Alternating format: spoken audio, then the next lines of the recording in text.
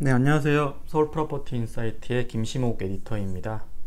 6월 첫째 주 K리치 위클리를 진행할 텐데요. 오늘은 고병기 에디터가 해외 출장을 가서 이번 주에는 저 혼자 하게 됐어요. 그래서 되게 혼자 한지 되게 오랜만인 것 같은데 오늘도 이번 주 한 주 동안 있었던 K리치와 관련된 소식들을 전해드리도록 하겠습니다.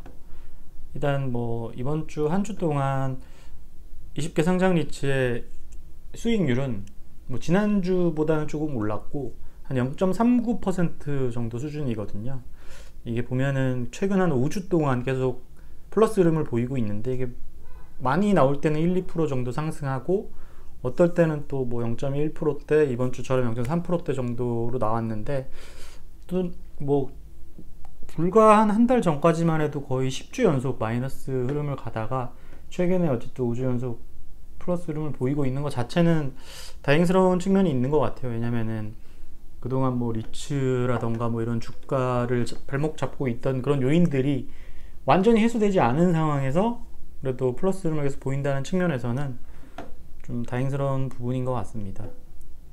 코스피 같은 경우도 지난주에는 좀 많이 상승을 했어요. 그래서 이미 기사에도 많이 났지만 1년 만에 코스피가 2600배를 고지를 밟았다라는 내용인데, 어쨌든 코스피는 최근에 좀 리츠 시장보다는 조금 더 이게 반대 흐름이 뚜렷한 것 같아요. 이게 최근에 또 연준이 이제 베이비북을 공개하면서 6월에 이제 금리 인상이 사실상 이루어지지 않을 것 같다라는 가능성을 되게 키우면서 일단 동결적으로 무게가 쏠리고 있죠. 그럼 물론 아직까지는 연준 인사들 사이에서도 금리를 올려야 된다 말아야 된다라는 얘기 자체가 조금 계속 나오고 있긴 한데, 일단 현재 분위기는 동결 쪽에 더 무게가 가는 것 같아요. 그래서 일단 6월 13일 14일 이제 정례회의가 열리는데, 이날 금리 향방에 따라서 또 한번 성장 리츠라던가 코스피 같이 이렇게 영향을 좀 받을 것 같습니다. 한 주 동안 가장 많이 상승률을 기록한 곳은 이지스 밸류 리츠인데요. 지난주에 사실 이지스 밸류 리츠가 이슈가 되게 많았죠. 대부분 회사 쪽에서 이제 자료를 내면서 알린 사실들인데, 일단 배당 수익률 자체가 이제 4월에 8.5% 공모가 기준으로 올리겠다고 얘기를 했었는데, 이게 사실은 작년 말에 이제 6에서 8% 올리겠다고 한 다음에 추가적으로 이제 0.5% 정도 포인트를 올린 거예요. 그러다 보니까 일단 최근에 상장 리츠 시장에 나타나는 흐름 중에 하나가 배당 수익률이 올라간다거나 아니면은 자산 매각을 통해서 특별 배당이 이루어진다라고 하면은 주가가 상당히 반응하는 흐름이 좀 있는데, 이지스 밸류 리츠도 이런 부분에서 영향을 좀 받는 것 같고, 이지스 밸류 리츠는 사실 저희가 기사도 많이 썼지만 작년부터 이제 올해까지 계속 꾸준히, 원래 기존엔 복합 리츠잖아요. 근데 이거를 오피스 전문 리츠로 좀 단계적으로 지금 포트폴리오를 바꿔가고 있는데, 아직까지도 물류랑 데이터 센터 관련된 자산들을 담고 있긴 합니다. 근데 이제 궁극적으로는 작년에 이제 광화문 트윈트리 타워를 최종적으로 편입했던 것처럼 오피스 전문 리츠로 갈 것이고, 그리고 올해 최근에 공개한 계획에 따르면 이제 중소형 오피스까지, 이 부분은 이제 밸류헤드 통해 가지고 스마트 오피스라고 하잖아요. 그런 부분에서 조금 더 리츠의 수익률을 높일 수 있는 그런 여력을 확대하는 차원에서 코어 오피스 뿐만이 아니라 중소형 오피스까지 이렇게 확장하는 계획을 지금 준비를 하고 있어요. 그래서 어쨌든 큰 틀에서는 리츠 운용이나 전략은 이런 부분이고, 이게 이지스 밸류 리츠 같은 경우는 사실 2월에 이제 배당을 실시한 이후에 많이 주가가 하락하는 흐름에 거의 10% 가까이 떨어졌던 걸로 알고 있었는데, 어쨌든 8.5%까지 배당 수익률을 상향하면서 꾸준하게 계속 반등하다가 이번 주에도 좀 많이 올랐던 걸로 나타났습니다. 그리고 아까 제가 이지스 밸류 리츠 관련해서 소식들이 상당히 많다고 했는데, 이게 보면은 코어 오피스 리츠로 플러스 이제 중소형까지도 지금 확장하고 있지만, 현재는 지금 코어 오피스 2개를 담고 있거든요. 다들 아시겠지만 광화문 트윈트리 타워를 작년 말에 최종 편입했고, 기존에 이제 태평로 빌딩 이렇게 2가지를 가지고 있는데, 원래는 이제 먼저 트윈트리 타워부터 말씀을 드리면은, 원래 이제 처음 이제 MOU를 맺었던 2021년경에는 연말에 거의 공실률이 20% 정도가 넘었었어요. 그래서 이 자산에 대해서 말들이 되게 많았거든요. 저희가 유튜브 통해서도 이제 고병기 에디터도 말을 많이 했었고, 저도 뭐 비슷하게 얘기를 했었는데, 이게 과연 공실률이 이렇게 높은 자산에 대해서 인수하는 게 바람직한가, 뭐 이런 부분이었는데, 뭐 저희도 뭐 그런 여지는 남겨뒀었죠. 이게 임차인 유치라던가 아니면은 뭐 자산 밸류에드라던가 뭐 리모델링이나 뭐 이런 다양한 방식을 통해서 임차인을 유치를 한다면은, 공실률을 좀 해소할 수 있다면은 상당히 괜찮은 성과가 나올 거라고 생각을 했었는데, 실제로 이제 작년 말에 편입했을 당시에 공실률이 거의 한 5%까지 떨어졌었고, 이것도 뭐 저희가 한번 그 K리치 위클리 할 때 다룬 적이 있는데, 그 5% 떨어진 다음에 이제 최근에 이제 공실률이 결국 0%가 됐다라고 이렇게 보도자료를 냈어요, 이쪽에서. 근데 아무튼 뭐 이츠 밸류 리츠가 뭐 이 자산에 대한 뭐 여러 가지 방안들을 내놓고 뭐 방법들을 이렇게 솔루션을 내면서 임차인을 계속 끌어모은 것도 있지만, 사실 더 크게 보면 이제 핵심 권역들 같은 경우는 오피스 공실률이 상당히 지금 낮은 역대급 수준으로 낮게 형성이 되고 있기 때문에 그런 약간 거시적인 흐름의 영향도 받는 것 같아요. 두 개가 같이 이제 이츠 밸류 리치가 잘한 부분, 임차인 유치라던가 뭐 자산 뭐 가치를 좀 올린다거나 이런 식으로 잘 해서 임차인이 줄어든 공실률이 줄어든 것도 있고, 또 이제 시장 전반에 이제 공급 물량이 적고 수요가 넘쳐나면서 그런 영향도 좀 받는 것 같아요. 어쨌든 결과적으로는 공실률이 0%로까지 이제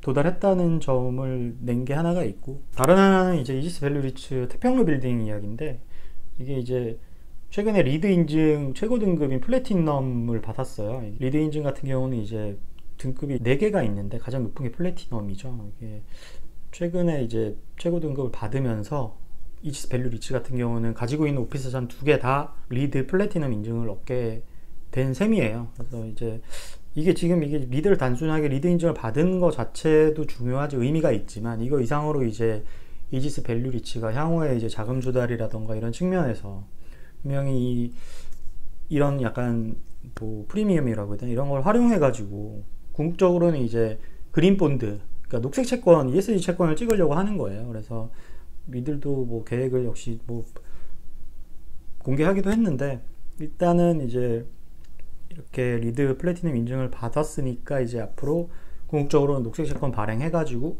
이게 녹색 채권 발행하면은 뭐 여러 가지 뭐 장점이 있고 대외적으로 이미지 개선 뭐 이런 것도 있겠지만, 중요한 거는 결국 조달 금리가 떨어질 수가 있어요. 그래서 금리 지원이라던가 이런 부분에서 혜택을 받을 수 있기 때문에 이지스 밸류 리츠가 이런 부분에서 많이 공을 들이고 있는 것 같습니다. 그래서 실제로 이지스 밸류 리츠가 연말에 아마 녹색 채권을 발행할 가능성이 상당히 높은 상황입니다, 지금. 그래서 일단 뭐 이지스 밸류 리츠 얘기는 이 정도이고요. 그리고 저희가 사실 K리치 위클리 얘기할 때 뭐 되게 많이 언급하기도 했고, 최근에도 지난주에도 아마 제 기억으로 했었던 것 같은데 다루기도 했고, 약간 좀 박수 쳐줄 일들도 많았던 리츠를 만약 꼽으라면 이지스 밸류랑 뭐 코난코 에너지 정도인데, 코난코 에너지도 최근에 저희가 지난주에 그 코리빙 새로 한다는 거 관련해서 지난주인가 한번 말씀을 드린 적이 있는데, 처음에 저희가 그 기사를 통해서 말씀을 드리고 코란코 에너지 리츠에서 이후에 이제 보도자료를 한번 냈었고, 최근에 이제 다시 한번 냈는데, 이제 코리빙 사업지를 최종적으로 공개를 했어요. 이게 보면은 3호선 안국역 앞에 있는 제동주유소인데, 이게 고병기 에디터도 이 관련해서는 어느 정도 언지를 줬던 지역이긴 해요. 여기가 보면은 안국역 앞이라고 하면은 이제 뭐 경복궁이나 덕수궁이나 운영궁 등 궁들이 세 곳 궁이 연결되는 지점이라고 보시면 돼요. 그리고 북촌 한옥마을 쪽인데, 이게 바로 앞에 이제 현대그룹 개동사옥이 있고, 그리고 좀 옆으로 이제 한 500m 옆으로 가다 보면은 저희가 좀 전에 말씀드렸던 이지스 밸류 리츠의 자산인 강화문 트윈트리 타워가 있어요. 그래서 아무튼 이쪽 지역 자체가 뭐 안국역에 여기 코리빙 사업지로 선정한 이 지역 자체가 인근 오피스 수요라던가 이런 부분에 대해서 흡수할 수 있는 여지가 되게 많다라고 생각을 해서 이쪽 지역으로 선정했는데, 일단 실제로 뭐 종로나 광화문 등이 포진하고 있는 CBD 수요를 타깃으로 하고 있다고 하더라고요. 그래서 어쨌든 이 부분에서 지금 뭐 지상 12층이고 한 연면적 1100평 규모 이제 코리빙 하우스를 계획 중인데, 이것도 이제 ESG를 적용해 가지고 뭐 이를테면 그런 거 친환경 자재라던가 이런 걸 많이 넣어 가지고 ESG 코리빙 그 건물의 이미지를 되게 강화하겠다라는 그런 전략을 구상하고 있습니다. 네. 그래서 어쨌든 이지스 밸류 리츠랑 포랑코 에너지 리츠는 뭐 상당히 되게 액티브한 운용 전략을 추구하는 게 뭐 예전에도 그랬지만 최근에 더욱 두드러진 모습이고, 실제로 이게 주변에 그 취재원분들 만나다 보면은 그렇게 표현하시는 분들도 있어요. 포랑코 에너지 리츠 같은 경우는 가장 리치다운 플레이를 하는 뭐 리치다 라고 얘기를 할 정도인데, 아무튼 이 두 군데가 이렇게 ESG 쪽으로 공을 많이 들이고 뭐 이번 코리빙 사업도 이렇게 하고 있는데 한번 지켜볼 필요가 있을 것 같고, 그리고 마지막으로 이제 제가 지난주에 썼던 기사가 하나 있는데, 자산 매각이어가지고 이제 자산 편입 분위기가 이제 확대되고 있다라는 내용의 그런 기사였는데, 실제로 뭐 지금까지 뭐 언급됐던 곳들은 아니에요. 근데 새로 이제 자산 편입 되게 속도를 내고 있고 MOU로 앞두고 있기도 하고, 그런 부분에서 아마 다른 위치들이 어떻게 자금을 그 신규 자산을 편입하고 어떻게 자금을 조달할 것인지에 대해서도 좀 주시를 할 필요가 있을 것 같아요. 뭐 모두라고 얘기는 하진 못하지만 그 중에서 일부는 뭐 기존 주주들한테 부담이 최대한 안 가는 방향으로 해서 리츠 수익을 올리는 방식으로 자산을 편입하는 곳들도 있고, 아니면 뭐 기존에 좀 약간 밀어놨던 자산을 편입하려고 하는 곳들도 있는데, 아무튼 그런 부분들의 소식들은 제가 뭐 소식을 듣고 좀 어느 정도 윤곽이 나오고 취재가 됐을 때 다시 한번 소개를 해드리도록 하겠습니다. 네. 이번 주 K리츠 위클리 이 정도에서 마치도록 하겠습니다. 감사합니다.